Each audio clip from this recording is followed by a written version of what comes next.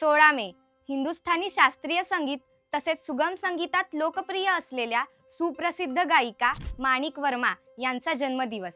नमस्कार, मी भक्ती आणि तुम्ही पाहत आहात कलाकार दिनविशेष। माणिक वर्मा यांचा जन्म पुणे येथे हिराबाई व बळवंत दादरकर या दाम्पत्यापोटी झाला। त्यांच्या मातोश्री हिराबाई या संगीताच्या उत्तम जाणकार व कलावंत होत्या। अलाहाबादचे पंडित भोलानाथ भट्ट यांच्याकडूनही त्या सुंदर बंदिशी शिकल्या।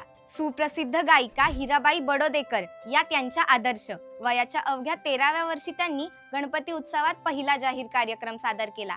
1955 ते 56 साली आकाशवाणीवरून प्रसारित झालेल्या गीत रामायण या सुप्रसिद्ध संगीत मालिकेमध्ये 7 गाणी त्यांनी गायली।